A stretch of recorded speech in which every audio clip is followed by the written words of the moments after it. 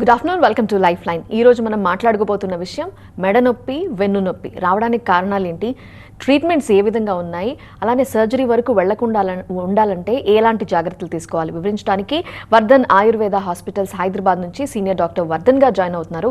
ఆయన అడిగి మరిన్ని విషయాలు తెలుసుకుందాం. నమస్తే అండి, welcome to TV nine. Yeah, very సింపుల్గా అనిపిస్తుంది నడు నొప్పి లేదా వెన్ను నొప్పి అన్నప్పుడు, కానీ అది అనుభవిస్తున్న వాళ్ళు చెప్తారు నరకంలాగా ఉంటుంది అని చెప్పి. సో అంత సివియర్ సిచ్యువేషన్కి వెళ్లకుండా ఉండాలంటే వీళ్ళు ఏం చేయాలంటారు? Spine today is life tomorrow అంటాం. అంటే ఈరోజు మన వెన్నెముక ఆరోగ్యమే తర్వాత వచ్చే రేపటి మన వృద్ధాప్యపు జీవితానికి పునాది లాంటిది. సో స్పైన్ అనేది ఏదైతే ఉందో నార్మల్గా అస్థిధాతువుతోటి ఇది తయారై ఉంటుంది, అంటే బోన్ డెన్సిటీతో తయారవుతుంది. సో ఆయుర్వేదంలో ఒక చిన్న ఫార్ములా ఉంటుందండి. అంటే అస్థిధాతువు తగ్గిపోతూ ఉన్న కొద్దీ వాతం పెరిగిపోతూ ఉంటుంది. సో అస్థిధాతువు తగ్గడము అని అంటే మనము బోన్ డెన్సిటీ తగ్గినప్పుడు వాతం పెరిగిపోయినప్పుడు 42 రకాల లక్షణాలు కనబడతాయి. నొప్పులు, తిమ్మిర్లు, పోట్లు, మంటలు ఇవన్నీ కూడా కనబడతాయి. అండ్ 80 రకాల అశీతి వాత రోగాల కిందికి దారితీస్తూ ఉంటాయి. దాంట్లో మెడ నొప్పి రావచ్చు, గ్రీవ వాతం అంటాము, నడుము నొప్పిని కటీ వాతం అంటాం, కాలంతా పాకే సయాటికాని గృద్రసి వాతం అంటాం, ఈ చెయ్యంతా లాగేసే సర్వైకల్ ప్రాబ్లమ్ని అపబాహుక వాతం అంటాం, ఇలా మోకాల నొప్పిని సంధివాతం అంటాం. అన్నిటికీ కూడా ఈ వాత రోగాలే కారణం అన్నమాట. సో మీరు అన్నట్టు ఇది చాలా సింపుల్గా స్టార్ట్ అవుతుంది, అది ఎప్పుడొస్తుందో కూడా తెలియదు. దాన్ని కరెక్ట్గా మనము ఆ లక్షణాలని అలక్ష్యం చేయకుండా దాన్ని నార్మలైజ్ చేయగలిగితే మన జీవితము సాఫీగా సాగుతుంది. 60 ఏళ్ల దాకా కూడా జీవితము యవ్వనంగా మనం కొనసాగించడానికి మనం ప్రయత్నం చేయొచ్చు. అదే మనం కరెక్ట్గా ట్రీట్మెంట్స్ తీసుకున్నట్లయితే, కరెక్ట్గా మనము లైఫ్ స్టైల్స్ పాటించినట్లయితే మనల్ని మంచానికి కట్టిపడేసేటటువంటి ప్రాబ్లంగా కూడా ఇది తీసుకువెళ్తూ ఉంటుంది. మీరు అన్నట్టుగా నరకప్రాయం అవుతుంది ఈ వెన్నునొప్పి. సో దీంట్లో మనం తీసుకోవాల్సిన జాగ్రత్తల గురించి మనం కనుక మాట్లాడినట్లయితే అన్ని ఆస్పెక్ట్లలో మనము జాగ్రత్తలు తీసుకోవాలి. ఫస్ట్ పాయింట్ చెప్తాను. అసలు జాగ్రత్తలు ఎవరు తీసుకోవాలి? మనల్ని ట్రీట్ చేసే డాక్టరా, మనల్ని ట్రీట్ చేసే థెరపిస్టా, లేకపోతే మనం వేసుకునే మందులా అని ఆలోచిస్తే నిజానికి ఇవన్నీ ఏం కాదు, మనకి మనమే. అంటే ఏ పేషెంట్కి ఆ పేషెంటే ఫస్ట్ జాగ్రత్తలు తీసుకోవాలి. అసలు వెన్నునొప్పి రాకూడదన్నా కొన్ని జాగ్రత్తలు తీసుకోవాలి. వెన్నునొప్పి వచ్చి నెక్స్ట్ దశకి వెళ్ళకూడదన్నా కొన్ని జాగ్రత్తలు తీసుకోవాలి. సర్జరీ చేయించుకోకుండా ఆపేసుకోవాలన్నా మనమే జాగ్రత్తలు తీసుకోవాలి. సర్జరీ చేయించుకున్న తర్వాత మళ్ళీ మనకు వెన్నునొప్పి రాకూడదన్నా మనమే జాగ్రత్తలు తీసుకోవాలి. ఏం జాగ్రత్తలు తీసుకోవాలి అనేది మనం మాట్లాడుకున్నప్పుడు మేము ఒక సింప్లిఫైడ్ వర్షన్ని క్రియేట్ చేసాం. దాన్నే డీల్స్ ఫ్రేమ్వర్క్ అంటాం, DEALS ఫ్రేమ్వర్క్ అంటాం. డి అంటే డైట్ మేనేజ్మెంట్. మనం తీసుకునే ఆహారంలో కాల్షియం రిచ్ ఫుడ్ ఎక్కువగా ఉండేటట్టు చూసుకోవాలి, ఫ్యాట్ ఉండేటట్టు చూసుకోవాలి. సో ఇప్పుడున్న స్టైల్లో ఫ్యాట్ ఫ్రీ డైటు, మనము వెయిట్ లాస్ కోసము ఎక్కువగా ప్రయత్నం చేస్తూ ఉంటాం, కానీ న్యూట్రిషన్ సరిగా తీసుకోం. సో డైట్ మేనేజ్మెంట్ అనేది చాలా ఇంపార్టెంట్. Number 2 exercise management. ఈ అంటే ఎక్సర్సైజ్ మేనేజ్మెంట్.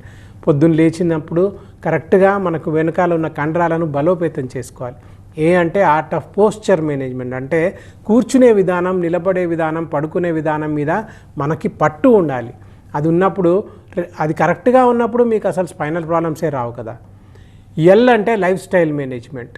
ఎస్ అంటే స్ట్రెస్ మేనేజ్మెంట్ లేదా స్లీప్ మేనేజ్మెంట్. మన ఆలోచనలు కూడా వెన్నునొప్పికి కారణమవుతాయి, మన స్లీప్ కూడా వెన్నునొప్పికి కారణమవుతుంది. సరిగ్గా పడుకోకపోతే లేదా రాత్రి పడుకోవాల్సింది పగలు పడుకుంటే, BPO జాబ్స్ చేస్తే ఆటోమేటికలీ మీకు స్పైనల్ ప్రాబ్లమ్సే వస్తాయి. ఎందుకంటే సర్కేడియన్ రిథము, న్యాచురల్ రిథమ్ని మీరు డిటీరియోరేట్ చేస్తున్నారు, దాన్ని ఉల్టా చేస్తున్నారు. కాబట్టి ఆటోమేటికలీ స్పైన్ మీద ప్రభావం పడుతుంది. కాబట్టి డీల్స్ ఫ్రేమ్వర్క్ని మనం కరెక్ట్గా పాటించాల్సినటువంటి అవసరం ఉంటుంది. ఇంతకుముందు చెప్పినట్టు హెల్దీగా ఉండాలన్నా డీల్స్ ఫ్రేమ్వర్క్ పాటించాలి. లక్షణికంగా ఉన్న ప్రాబ్లము రోగంగా మారకూడదన్నా డీల్స్ ఫ్రేమ్వర్క్ పాటించాలి. సర్జరీని తప్పించుకోవాలన్నా ఇదే పాటించాలి. సర్జరీ తర్వాత ఆరోగ్యవంతంగా ఉండాలి, మళ్ళీ సర్జరీల దాకా వెళ్ళకూడదు అనుకున్నా కానీ డీల్స్ ఫ్రేమ్వర్కే పాటించాలి. యా అండి, L4 L5 ప్రాబ్లమ్స్ అంటే ఏంటి చెప్పండి. ఒకటండి, అంటే మనకి స్పైన్లో ఒక 2 వీక్ పాయింట్స్ ఉంటాయండి. ఒకటి మెడలో ఉంటుంది, ఒకటి నడుములో ఉంటుంది. ఇది పుట్టుకతో ప్రతి ఒక్కరికి మనకు వీక్ పాయింట్స్ ఉంటాయన్నమాట. L4 L5 దగ్గర ఉన్న వీక్ పాయింట్ అక్కడ కొన్ని ఇంపార్టెంట్ పాయింట్స్ కూడా, ఇంపార్టెంట్ ఆర్గాన్స్ కూడా ఉంటాయి. లైక్ అక్కడ మనకు ఒక డిస్క్ ఉంటుంది, అక్కడి నుంచి వచ్చే నరం ఒకటి, పెద్ద నరం ఒకటి స్టార్ట్ అవుతూ ఉంటుంది. దాన్నే సయాటిక్ నర్వ్ అంటాం. ఇది తొడల వెనకాల, మోకాల వెనకాల, పిక్కల వెనకాల, పాదం పర్యంతం వెళ్ళేటువంటి longest nerve in the body. And మన బొటనవేలు మందమంతా ఇది ఉంటుంది. సో అక్కడి నుంచి స్టార్ట్ అయ్యే నరము అక్కడే ఉంటుంది. అండ్ మనం ఏ బరువు ఎత్తినా, ఏ చిన్న పని చేసినా మనకి డైరెక్ట్గా ఆ L4 L5 వీక్ పాయింట్ మీదనే ప్రెషర్ పడుతూ ఉంటుంది. అండ్ ఇప్పుడు సర్జరీలు, చిన్న చిన్న సర్జరీలు, అపెండిసైటిస్ లాంటి సర్జరీనే కానివ్వండి, లేదా కిడ్నీ స్టోన్స్కి ఆపరేషనే కానివ్వండి, యూటరస్ రిమూవల్కి చేసే సర్జరీసే కానివ్వండి, అక్కడే L4 L5 డిస్క్కే local lumbar anaesthesia, local anaesthesia ఇస్తూ ఉంటారు. అక్కడ ఇచ్చినప్పుడు కూడా అది కూడా మళ్ళీ వీక్ పాయింట్కి కారణం అవుతూ ఉంటుంది. కింద పడడం, దెబ్బ తగలడం వల్ల కూడా ఆ వీక్ పాయింట్ మీదనే మళ్ళీ దెబ్బలు తగులుతూ ఉంటాయి, మళ్ళీ అది రేగిపోతూ ఉంటుంది. అలా అక్కడ డ్యామేజ్ అవుతుంది కాబట్టి అక్కడి నుంచి వచ్చే నరం అంతా కూడా ఎఫెక్ట్ అవుతుంది. కాబట్టి L4 L5ని చాలా మనము సంరక్షించుకోవాలి అని చెప్తూ ఉంటాం. మరి సయాటికా ఎలా స్టార్ట్ అవుతుంది, ఈ ప్రాబ్లం ఏంటి? సయాటికా కూడా అదే అండి. అక్కడ L4 L5 దగ్గర సయాటిక్ నర్వ్ 3 నరాలు ఉంటాయన్నమాట. 3 ఫస్ట్ నరాలు ఏర్పడతాయి. L1 L2 L3 S1 S2 S3 దాకా అది వెళ్ళిపోతూ ఉంటుంది. L3 L4 L5 నుంచి S1 S2 S3 దాకా వెళ్తుంది. 3 నరాలు వచ్చి ఈ 3 నరాలు కలిసి ఒకటే పెద్ద నరంగా ఏర్పడుతుంది. ఆ పెద్ద నరమే సయాటిక్ నర్వ్ అంటాం. సో మనము వంగినప్పుడు, లేదా జిమ్మింగ్ చేసేవాళ్ళు ఎక్కువగా బరువులు ఎత్తినప్పుడు, లేదా ఇంట్లో హౌస్ వైఫ్స్ ఇష్టం వచ్చినట్టు వంగడము, లేదా అటు ఇటు బరువులు మోయడము, లేదా టార్షన్స్ క్రియేట్ చేయడం, స్పైన్ని ట్విస్టింగ్ చేయడము, లేదా ట్రావెలింగ్ ఎక్కువగా చేయడము, కూర్చోవడము, ఇర్రెగ్యులర్గా కూర్చోవడము, లేదా ఆఫీస్లో గంటల తరబడి కూర్చోవడము, లేదా జర్క్స్తో కూడుకున్నటువంటి వృత్తి విద్యా వ్యాపారాలు చేయడము, ఇలాంటివి చేసినప్పుడు ఆ L4 L5 మధ్యలో ఒత్తిడి ఏర్పడి అక్కడ ఉన్నటువంటి నరం నొక్కున్నట్లయితే ఆ సయాటికా లక్షణాలన్నీ కూడా కనబడతాయి. 18 లక్షణాలు వస్తాయండి. తిమ్మిర్లు, పోట్లు, మంటలు ఇవి రావడంతో పాటుగా అదే నరము గజ్జల ప్రాంతంలో నుంచి అంగానికి, అండకోశానికి మేల్స్లో ఇస్తాయి, అండ్ ఫీమేల్స్లో వెజైనల్ ఏరియాకి ఇస్తాయి. సో దాంతో ఏమవుతుంది అని అంటే అక్కడ అంగస్తమన సమస్యలు, శీఘ్రస్ఖలన సమస్యలు మేల్స్లో ఏర్పడితే, ఫీమేల్స్లో hormonal disturbances, menstrual cycle disturbances, frigidity, painful sexual intercourse ఇవన్నీ కూడా స్టార్ట్ అయిపోతూ ఉంటాయి. సింపుల్గా ఆయుర్వేదంలో చెప్పాలంటే అపానవాత వికృతి ఏర్పడుతుంది.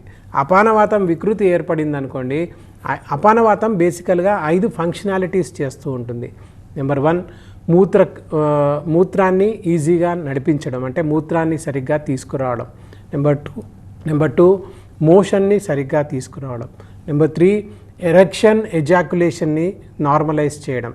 నెంబర్ 4 ఫీమేల్స్లో మెన్స్ట్రువల్ సైకిల్ని బయటికి రావడం. నెంబర్ 5 9 నెలలు గర్భాన్ని ఉంచుకొని 9 నెలల తర్వాత గర్భ నిష్క్రమణ క్రియ అంటాం, అంటే గర్భాన్ని బయటికి నెట్టేయడం, అంటే పిల్లవాడిని బయటికి నెట్టేయడం. ఈ 5 పనులు చేస్తుంది అపానవాతం. ఆ అపానవాతం డీవియేట్ అయింది, విషియేట్ అయింది అనుకోండి, ఈ 5 ఫంక్షనాలిటీస్లో తేడా వస్తాయి. అంటే యూరిన్ మన కంట్రోల్లో ఉండదు, లేదా జారిపోతూ ఉంటుంది. ఇన్కాంటినెన్స్ ఆఫ్ యూరిన్ రావచ్చు, లేదా యూరిన్ ఆగిపోవచ్చు. నెంబర్ 2 ఇన్కాంటినెన్స్ ఆఫ్ మోషన్ రావచ్చు, లేదా కాన్స్టిపేషన్కి దారి తీయచ్చు, లేదా మోషన్ ఆగిపోవచ్చు. నెంబర్ 3 ఎరెక్షన్స్, ఎజాకులేషన్స్లో ప్రాబ్లం రావచ్చు, ఆర్గాజంలో కూడా ప్రాబ్లమ్స్ రావచ్చు, సెక్షువల్ ప్రాబ్లమ్స్ వచ్చేటువంటి ఛాన్సెస్ ఉన్నాయి. Number 4 hormonal disturbances, menstrual cycle disorders రావచ్చు. నెంబర్ 5 రిపీటెడ్ అబార్షన్స్ కూడా అయ్యేటువంటి ఛాన్సెస్ ఉంటాయి. కాబట్టి మనం ఆ అపానవాతాన్ని నార్మలైజ్ చేసుకునే ప్రయత్నం చేయాలి. పంచవిధ వాతాలను ఉంటాయి, ఆ పంచవిధ వాతాలని నార్మలైజ్ చేసుకుంటే వాతం నార్మల్గా ఉంటుంది. వాయురాయుర్బలం వాయురాయుర్ధాత శరీరినం వాయుర్విశ్వవిధం సర్వం ప్రభుర్వాయుశ్చ కీర్తిత అంటారు. శరీరంలో ఉండే వాయువుని దేవుడితో పోల్చారు. అలాంటి దేవుడిని మనం ఎంత కాపాడుకోవాలి, ఎవరు కాపాడుకోవాలి, ఎంత మోతాదులో కాపాడుకోవాలి, ఎన్ని రోజులకు ఒకసారి కాపాడుకోవాలి అనేది ఎవరికి వారే డిసైడ్ చేసుకోవాలి. సో 18 లక్షణాలు చూపిస్తాయని చెప్తున్నారు మీరు. ఎక్కువ మందిలో మీరు అబ్జర్వ్ చేసింది ఏంటి? ఇనీషియల్గా ఎక్కువ మందిలో ఎలాంటి సిమ్టమ్స్ చూపిస్తారు? ఫస్ట్ అండి, అంటే మా దగ్గరకు వచ్చేటప్పుడు ఆల్మోస్ట్ అన్ని 15 నుంచి 18 లక్షణాలతో వస్తారండి, నో డౌట్ అబౌట్ ఇట్. ఎందుకంటే Ayurveda seems to be a last resort మొన్నటిదాకా కూడా, ఇప్పటిదాకా కూడా. ఇప్పుడు ఏమవుతుంది అని అంటే సర్జరీ లేకుండా చికిత్స చేయగలిగే సత్తా ఆయుర్వేదంలో ఉంది, ముఖ్యంగా వర్ధన ఆయుర్వేదాలో ఉంది అని మా దగ్గరికి రావడం స్టార్ట్ చేస్తారు. ఎప్పుడు వస్తారు అని అంటే 3-4 ఎంఆర్ఐలు చేయించుకున్న తర్వాత, సర్జరీలు చెప్పాక, సర్జరీ కాంప్లికేషన్స్ తెలిసాక అవన్నీ తప్పించుకోవాలి అనే ఉద్దేశంతో ఎవరు ట్రీట్మెంట్ చేస్తున్నారు, ఎక్కడ చేస్తున్నారు అనేది తెలుసుకొని, మా గురించి తెలుసుకొని అప్పుడు మా దగ్గరికి రావడానికి ప్రయత్నం చేస్తారు. కాకపోతే సింపుల్గా ఫస్ట్ వచ్చేది అప్పుడప్పుడు వచ్చేటువంటి వెన్నునొప్పిగానే లక్షణం వస్తుందండి. అప్పుడప్పుడు వచ్చే వెన్నునొప్పిని మీరైనా నేనైనా అలక్ష్యం చేస్తాం, అలా అందరం అలక్ష్యం చేస్తాం. అది రోజు మిమ్మల్ని బాధించేదాకా తీసుకొని వస్తుంది. అప్పుడు ఏం చేస్తారు? పెయిన్ కిల్లర్స్ వేసుకుంటారు, తగ్గించుకునే ప్రయత్నం చేస్తారు. అప్పుడు కూడా తగ్గకపోతే కాపడాలు పెట్టుకోవడాలు ఇవన్నీ చేస్తారు. అప్పుడు కూడా తగ్గకపోతే ఇప్పుడు ఎలాగో ఇన్స్టాగ్రామ్లు ఉన్నాయి, వాట్సాప్లు ఉన్నాయి, దాంట్లో వచ్చే ఎక్సర్సైజ్లు అన్నీ అవసరం లేని ఎక్సర్సైజ్లు అన్నీ చేసి ఇంకా ఎక్స్ట్రా క్రియేట్ చేసుకొని వస్తారు. సింపుల్ ఒక ఎగ్జాంపుల్ చెప్తాను. మా దగ్గరకు ఒక పేషెంట్ వచ్చాడు. నొప్పి చాలా సింపుల్గా తక్కువగా ఉన్న నొప్పిని ఎక్కువ చేసుకున్నాడు. ఏమైంది అని అంటే ఆయన పోయి యోగాసనాలు చేశాడట. పోనీ యోగా మాస్టర్ దగ్గర నేర్చుకొని ఏమైనా యోగాసనాలు చేశాడా అంటే లేదు, వాట్సాప్లో చూసి యోగా చేశాడట. సో దాంతో నొప్పులు ఎక్కువైపోయి డిస్క్ బల్జ్లో ఉండాల్సిన ప్రాబ్లము డిస్క్ ఎక్స్ట్రూజన్ దాకా, మూడో స్టేజ్ డిస్క్ ప్రాబ్లం దాకా వెళ్ళిపోయింది. ఇలా ఎవరికి వాళ్ళే డాక్టర్లు అయిపోయి ట్రీట్మెంట్లు తీసుకుంటున్నారు కాబట్టి అది నెక్స్ట్ లెవెల్కి వెళ్ళిపోతుంది. లక్షణం చిన్నగా ఉన్నప్పుడే కరెక్ట్ మేనేజ్మెంట్ చేసుకుంటే, కరెక్ట్ డాక్టర్ దగ్గరికి వస్తే మీ సింపుల్ పోస్చర్ మేనేజ్మెంట్ తోటి, డైట్ మేనేజ్మెంట్ తోటి నార్మల్ చేసుకోవచ్చు అండి. చిన్న ఎక్సర్సైజ్ చేసుకుంటే నార్మల్ చేసుకోవచ్చు, లేదా మీ కూర్చునే విధానం మార్చుకుంటే నార్మలైజ్ చేసుకోవచ్చు. మీ చైర్ మార్చుకుంటే మీ బ్యాక్ పెయిన్ మారిపోతుంది. మీ చెప్పులు మార్చుకుంటే, మీ హై హీల్స్ మానేస్తే మీ బ్యాక్ పెయిన్ మానిపోతుంది. మీరు వెనకాల పర్సు పెట్టుకోవడం మానేస్తే మీకు బ్యాక్ పెయిన్ మానిపోతుంది. Tight undergarments, tight belts తీసేస్తే బ్యాక్ పెయిన్ వెళ్ళిపోతుంది. మీ మొబైల్ చూడడము తక్కువ చేస్తే బ్యాక్ పెయిన్, నెక్ పెయిన్ తగ్గిపోతుంది. సో ఇలా సింపుల్ పాయింట్స్ కరెక్ట్గా తెలుసుకొని, మీరు చేసే తప్పును తెలుసుకొని తీసివేస్తేనే ప్రాబ్లం తగ్గిపోతుంది. నిదాన పరివర్జనమేవా అర్ధ చికిత్సితం అని చెప్తారు శాస్త్రంలో. అంటే కారణాన్ని కనుక్కుంటే, కారణాన్ని తీసివేస్తే సగం చికిత్స జరిగిపోయినట్టే అని అర్థం. సో కారణాన్ని కనుక్కోవడం చాలా ఇంపార్టెంటు, దానికి సరైన ట్రీట్మెంట్ తీసుకోవడము అంతకన్నా ఇంపార్టెంట్. అండి సార్, డిస్క్ సమస్యలు అంటారు, డిస్క్లు అరిగాయి అని చెప్తారు, దీనికి సొల్యూషన్ ఏంటి? ఒకటండి, అంటే డిస్క్లు అనేవి మన ఒక ఫంక్షనల్ యూనిట్ ఆఫ్ స్పైన్ అని తీసుకున్నప్పుడు 2 వెన్నుముకలు ఉంటాయి, మధ్యలో ఒక డిస్క్ ఉంటుంది, రెండిటిని అటాచ్ చేసే ఫేసెడ్ జాయింట్ అంటాం. అంటే ఒక ఏమంటారు, సంధి అంటాం, అంటే జాయింట్ అంటారు, ఫేసెడ్ జాయింట్ ఉంటుంది. సో దీంట్లో డిస్క్లకు ఉన్న ప్రాముఖ్యత ఏంటి అంటే, మనం ఎగిరినప్పుడు, దుమికినప్పుడు, కింద పడ్డప్పుడు ఆ ఫ్రిక్షన్ ఏదైతే ఏర్పడుతుందో దాని నుంచి ప్రొటెక్ట్ చేయడానికి మనకి డిస్కులు ఉంటాయి. సో ఆ యాంటీ ఫ్రిక్షన్ లాగా పనిచేసేటువంటి డిస్కులు. ఆ డిస్కులకి 2 భాగాలు ఉంటాయి. పైన ఒకటి గట్టి వలయంగా ఉంటుంది, దీన్ని యాన్యులార్ ఫైబ్రోసిస్ అంటారు. లోపల ఒక జెల్లీ లైక్ సబ్స్టెన్స్ ఉంటుంది, దీన్ని న్యూక్లియస్ పల్పోసిస్ అంటారు. ఆ డిస్క్ పగిలినప్పుడు, అంటే యాన్యులార్ టేర్స్ వచ్చినప్పుడు, ఆ టేర్స్ ఎందుకు వస్తాయి అంటే మనం చేసేటువంటి పిచ్చి పనులు, కింద కూర్చోవడం, దెబ్బ తగలడం, రోడ్ యాక్సిడెంట్లు కావడం, లేదా ఇష్టం వచ్చినట్టు మనము డ్రైవింగ్ చేయడము, ఓవర్గా మనము బరువులు ఎత్తడము, ఇవన్నీ చేసినప్పుడు ఆ డిస్క్ అనేది పగిలిపోతుంది. లోపల ఉన్న గుజ్జు బయటకు వచ్చినప్పుడు పక్కనున్న నరం మీద, ఎగ్జిటింగ్ నర్వ్ మీద, అక్కడ ఉన్నటువంటి నరం మీద ప్రెషర్ పడుతుంది. ఆ పడ్డప్పుడు ఆ డిస్క్లో నుంచి కొన్ని కెమికల్స్ రిలీజ్ అవుతాయి. సో ట్యూమర్ నెక్రోజింగ్ ఫ్యాక్టర్స్ అంటారు. ఆ నెక్రోజింగ్ ఫ్యాక్టర్స్ బయటికి రిలీజ్ అయినప్పుడు ఇరిటేట్ అవుతుంది నరం. ఆ నరం ఇరిటేట్ అయినప్పుడు అట్నుంచి వచ్చేటువంటి నడుములో నుంచి వచ్చే నరము అతి పొడగైన నరం ఇంతకుముందు చెప్పినట్టుగా సయాటిక్ నరం కాబట్టి అది మొత్తంగా కూడా తిమ్మిర్లు పోట్లు మంటలు రావచ్చు. సో డిస్క్ ప్రాబ్లమ్స్ అన్నప్పుడు 4 స్టేజీలుగా మనకి డిస్క్ ప్రాబ్లమ్స్ వస్తాయి. మొదటి స్టేజ్లో ఓన్లీ నడుములో మాత్రమే నొప్పి ఉంటుంది. ఆ స్టేజ్లో మీరు నొప్పి గోళీ అవసరం కూడా ఉండదు. రెండో స్టేజ్లో అదే నొప్పి తొడల దాకా ప్రసరం పొందుతూ ఉంటుంది, అంటే రేడియేట్ అవుతూ ఉంటుంది. అప్పుడు కంపల్సరీగా నొప్పి గోళీ వేసుకోవాల్సి వస్తుంది, పెయిన్ కిల్లర్ కంపల్సరీ తీసుకోవాల్సి వస్తుంది. మూడో స్టేజ్లో నడుములో వచ్చే నొప్పి కాలంతా పాకే సయాటికాగా మారుతుంది. అప్పుడు మీరు నొప్పి గోళీ వేసుకున్నా పని చేయదు. నాలుగో స్టేజ్లో మీరు దగ్గినా తుమ్మినా నవ్వినా పడుకొని పక్కకు తిరగాలని ప్రయత్నం చేసినా షాకులు కొడుతూ ఉంటుంది అండ్ కంట్రోల్ కూడా కాదు, పెయిన్ కంటిన్యూస్ పెయిన్ ఉంటుంది, చిరాకు కోపం అసహనం కూడా పెరిగిపోతాయి.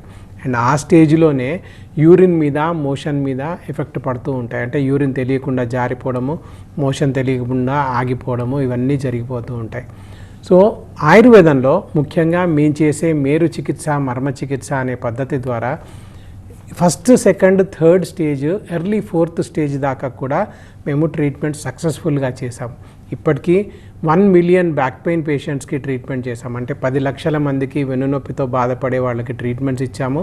4 లక్షల మందికి స్పైనల్ సర్జరీస్ అవాయిడ్ చేయగలిగాం. ఇదంతా కూడా మేము చేసే మేరు చికిత్స మర్మ చికిత్స అనే చికిత్స ద్వారా. సో ఇంకా డీటెయిల్స్ దీని గురించి కావాలంటే మన వెబ్సైట్ ఉంది, www.vardhanayurveda.com ఉంది. అన్ని ఇంపార్టెంట్ హెల్త్ ఆస్పెక్ట్స్ గురించి మాకొక యూట్యూబ్ ఛానల్ కూడా ఉంది, వర్ధన్ ఆయుర్వేద యూట్యూబ్ ఛానల్ అని. 2 లక్షలకు పైగా సబ్స్క్రైబర్స్ కూడా ఉన్నారు.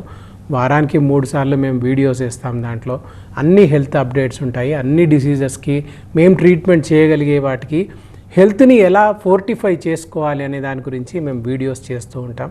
అది కూడా చూడొచ్చు అండి. ఒకసారి ఈ హెల్త్ ఇష్యూస్ ఏవి వచ్చినా కూడా ఇప్పుడు మాట్లాడినవి కంప్లీట్గా తగ్గించలేరు, ఎక్కడో చోట కొంచెం అన్న ఆ పెయిన్ ఉంటుంది అనుకుంటుంటారు. కంప్లీట్ క్యూర్ ఉంటుందా? డెఫినెట్గా ఉంటుందండి. అంటే complete cure depends upon the persons mentality అండి. ఇక్కడ ఒక పేషెంట్ వచ్చాడు, మన దగ్గరకు వచ్చినప్పుడే వాడు సర్జరీని అవాయిడ్ చేయాలని మన దగ్గరకు వచ్చినప్పుడు వాడి మెంటాలిటీ ఎలా ఉంటుంది? సర్జరీని అవాయిడ్ చేయాలనే మెంటాలిటీ మాత్రమే ఉంటుంది. ఆ మెంటాలిటీ మనం సర్జరీని అవాయిడ్ చేయగలిగామనుకోండి, అప్పుడు నెక్స్ట్ మెంటాలిటీ ఎలా ఉంటుందంటే ఇప్పుడు నాకు వచ్చిన రిజల్ట్ పర్మనెంట్గా ఉంటుందా లేదా అనే మెంటాలిటీలోకి వెళ్ళిపోతాడు, అంటే సందిగ్ధావస్థలోకి వెళ్ళిపోతాడు. అప్పుడే మాలాంటి ఇన్స్టిట్యూట్స్ కానీ మాలాంటి డాక్టర్స్ కానీ ఇంపార్టెన్స్ అక్కడే వస్తుంది. నెక్స్ట్ మేము చెప్పాల్సింది ఏంటంటే ఏదైతే మీరు కంఫర్ట్ జోన్లోకి వచ్చారో ఈ కంఫర్ట్ జోన్ ఎప్పటికీ కావాలి అని అంటే మీ మెంటాలిటీ ఇప్పుడు స్పైన్ ఓరియంటెడ్ మెంటాలిటీగా మారాలి అని చెప్తూ ఉంటాం. అంటే స్పైన్ని కాపాడుకుంటే రేపు పొద్దున బాగుంటారు అని చెప్పడానికి ప్రయత్నం చేస్తాం. ఆ స్పైన్ని కాపాడుకునే విధానాలు, స్పైన్ని కాపాడుకునే చికిత్సలు, స్పైన్ని కాపాడుకునే ఎక్సర్సైజెస్, స్పైన్ని కాపాడుకునే జీవన విధానాలు, ఇవన్నీ చెప్పడానికి ప్రయత్నం చేస్తాం. బట్ పాటించాల్సిన బాధ్యత అగైన్ అంత సఫర్ అయ్యి ఉండి కూడా, అంటే స్టాటిస్టిక్స్ చెప్తాను, ఒక 100 మంది మా దగ్గరకు వచ్చి పెయిన్ రిలీఫ్ని పొంది హ్యాపీగా స్పైన్ తోటి వెళ్ళిపోయిన వాళ్ళు మళ్ళీ ఒక 15 మంది మళ్ళీ వాపస్ వస్తూ ఉంటారు బ్యాక్ పెయిన్ వచ్చింది అని. ఎందుకు అని అంటే ఆ 85% వాళ్ళు ఎప్పటికీ రారండి. వాళ్ళు ఇంకా చాలామందిని పంపిస్తూ ఉంటారు.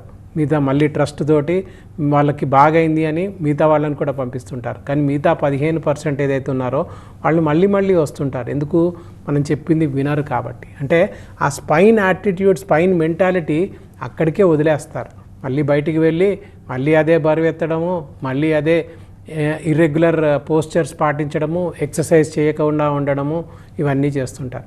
నిజానికి ఎక్సర్సైజ్ సరిగ్గా చేసుకోగలిగితే, కరెక్ట్గా మన బాడీని మన అదుపులో ఉంచుకోగలిగితే ఆటోమేటికలీ నార్మల్ అయిపోతారు. ఈరోజు శివరాత్రి కాబట్టి ఇంకొక చిన్న పాయింట్ చెప్తాను. ఈరోజు మాత్రమే ఉపవాసం చేస్తూ ఉంటారు. ఆయుర్వేదంలో ఉపవాసము అనేది లంఘనాలలో ఒక రకంగా మాత్రమే చెప్పారు. చతుష్ప్రకార సంశుద్ధి పిపాస మారుతాతపో పాచనానుపవాసశ్చ వ్యాయామశ్చేతి లంఘనం అంటాం. అంటే లంఘనం పరమౌషధం అని వెనకటికి ఏదైతే చెప్పారో దాంట్లో ఉపవాసం ఒక పద్ధతి మాత్రమే. 10 పద్ధతులు ఉన్నాయి. ఆ 10 పద్ధతుల్లో వ్యాయామశ్చేతి లంఘనం అన్నారు. అంటే వ్యాయామం కూడా మిమ్మల్ని ఎప్పటికీ ఆరోగ్యంగా ఉంచుతుంది. పిపాస అంటే మీ థర్స్ట్ని సరిగ్గా చూసుకుంటే మీరు ఆరోగ్యంగా ఉంటారు. ఆతపం అంటే ఎండలోని ఎక్స్పోజర్ చేస్తే మీరు ఆరోగ్యంగా ఉంటారు. ఇవన్నీ కరెక్ట్గా చేసుకుంటేనే ఆరోగ్యంగా ఉంటారు. ఎట్ ద సేమ్ టైం పంచకర్మలు అంటే శోధన క్రియలు కూడా చేసుకుంటే ఆరోగ్యంగా ఉంటారు. కాబట్టి చెప్పాల్సిన పాయింట్ ఏంటంటే ఒక్కరోజుకి అని కాకుండా ప్రతిరోజు కూడా మీరు ఆయుర్వేదానికి ఒక స్థానం ఇచ్చి ఆయుర్వేదాన్ని అడాప్ట్ చేసుకొని ఆయుర్వేదాన్ని ఒక జీవన విధానంలాగా మీరు పాటించగలిగితే మీ స్పైన్ని కాపాడుకోగలిగితే మీ లైఫ్ రేపటి తరము మీ రేపటి తరము బాగుంటుంది, లేదా మీ ముసలితనము బాగుంటుంది. మీరు ఎప్పటికీ యవ్వనంగా ఆరోగ్యంగా ఉండగలుగుతారు. ఆఫ్టర్ ట్రీట్మెంట్ ఫాలోఅప్ ఎలా ఉండాలంటారు? ఆఫ్టర్ ట్రీట్మెంట్ సింపుల్ అండి. డైట్ మార్చుకోవాలి. డైట్ అంటే కరెక్ట్ డైట్ తినాలి. ఇప్పుడు కాల్షియం రిచ్ ఫుడ్ తినమన్నాను. కాల్షియం రిచ్ ఫుడ్ అంటే నాన్ వెజిటేరియన్స్ ఉంటారు, వెజిటేరియన్స్ ఉంటారు. నాన్ వెజిటేరియన్స్కి చాలా ఈజీ కాల్షియం రిచ్ ఫుడ్ తినమని చెప్పడం. మటన్ తినమంటాము, కీమా తినమంటాము, హలీము, పాయ లాంటివి తినమంటాం, తొందరగా నార్మల్ అయిపోతారు.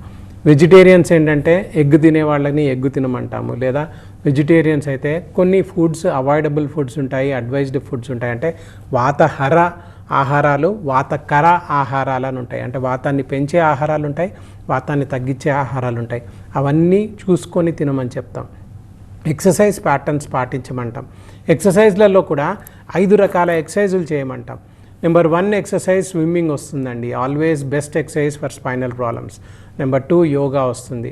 నెంబర్ 3 ఐసోమెట్రిక్ ఎక్సర్సైజెస్ అని వస్తాయి. నెంబర్ 4 బ్రిస్క్ వాకింగ్ అని వస్తుంది. నెంబర్ 5 హౌస్ హోల్డ్ చోర్స్ అంటే ఇంట్లో చేసుకునే పనులు అంటాం. యోగాలోకి వచ్చినప్పుడు కూడా చాలా ఆసనాలు ఉంటాయి. హలాసన్, భుజంగాసన్, తాడాసన్, వృక్షాసన్, బాలాసన్, ఇవన్నీ ఉంటాయి. సో ఎవరికి ఏది సూట్ అవుతుందో అది మాత్రమే చేయాలి. స్పెషల్ సూపర్విజన్లో చేయాలి, డాక్టర్లు చెప్పిన తర్వాతనే చేయాలి అని చెప్తాం. ఇదే కాకుండా లైఫ్ స్టైల్ని మార్చుకోండి అని చెప్తాం. కూర్చునే విధానాలు, నిలబడే విధానాలు మార్చుకోండి అని చెప్తాం. సో ఓవరాల్గా ఏంటంటే ట్రీట్మెంట్ తీసుకున్నాక బాగైనాక కూడా మనకి మనము కాపాడుకునే ప్రయత్నం చేయాలి. అక్కడికి అయిపోయింది అని అనుకుంటే మా దగ్గరికి వస్తారండి, 2 సర్జరీలు 3 సర్జరీలు చేయించుకున్న తర్వాత కూడా వస్తారు. ఒక్క సర్జరీకే ఆయన మారి ఉంటే 2వ సర్జరీ అవసరపడకపోయేది. 2వ సర్జరీ తర్వాతనైనా మారుంటే 3వ సర్జరీ అస్సలే అవసరపడకపోయేది. ఇప్పుడు 3వ సర్జరీ తర్వాత కూడా మా దగ్గర దాకా వచ్చాడు, అప్పుడు కూడా మేము ఇవన్నీ చెప్పలేదనుకోండి, ఇంకా ఆయన లైఫ్ వేస్ట్ అయిపోతుంది. చిన్న పిల్లలండి, 23-year-old ఇంజనీరింగ్ చదివే పిల్లవాడు వచ్చాడు, 3 సర్జరీలు అయిపోయాయి, కానీ మళ్ళీ మా దగ్గరకు వచ్చాక నార్మలైజ్ అయిపోయి వెళ్ళాడు. ఇప్పటికి 12 సంవత్సరాలు 13 సంవత్సరాలు అయింది. Is hail and healthy. Last month వచ్చి కలిసిపోయాడు. పిల్లల్ని తీసుకొని వచ్చి థ్యాంక్స్ చెప్పడానికి వచ్చాడు. సో ఏంటంటే ఫాలో చేస్తే దినచర్య, ఋతుచర్య, రాత్రిచర్య సరిగ్గా ఫాలో చేస్తే ఆయుర్వేదాన్ని కరెక్ట్గా అడాప్ట్ చేసుకుంటే అసలు అనారోగ్యమే రాదు.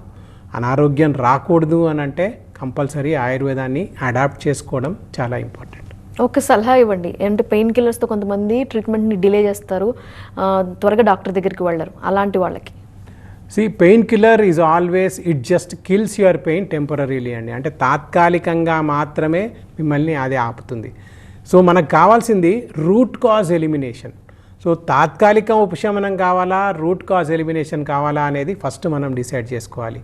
మనల్ని మనమే ఈ రోజుకి నేను బతికుంటే చాలు అని అనుకుంటే ఏదైనా చేసుకోవచ్చు అండి, పెయిన్ కిల్లర్ వేసుకోవచ్చు, ఇంకేదైనా వేసుకోవచ్చు. కానీ రేపటికి నేను బాగుండాలి, నా రేపటి తరాలన్నీ కూడా బాగుండాలి అని అనుకుంటే మూల కారణాన్ని వెతికి ఆ మూల కారణాన్ని తీసివేయాలి, వాతాన్ని తగ్గించుకునేటువంటి ప్రయత్నం చేయాలి.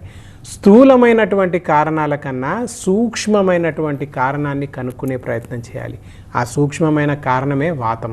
వాతాన్ని నార్మలైజ్ చేసుకుంటే ఎప్పటికీ ఆరోగ్యంగా ఉండొచ్చు. Thank you so much doctor. ఈరోజు మెడ నొప్పి, వెన్ను నొప్పి, అలానే డిస్క్ ప్రాబ్లమ్స్, వీటన్నిటికీ ఎలాంటి సొల్యూషన్స్, ట్రీట్మెంట్స్ వర్ధన ఆయుర్వేద హాస్పిటల్లో ఉన్నాయో, ఎలాంటి జాగ్రత్తలు తీసుకోవాలో మాకు వివరించినందుకు థ్యాంక్ యూ సో మచ్. ఇది వాళ్ళ లైఫ్ లైన్. చూస్తూనే ఉండండి TV9.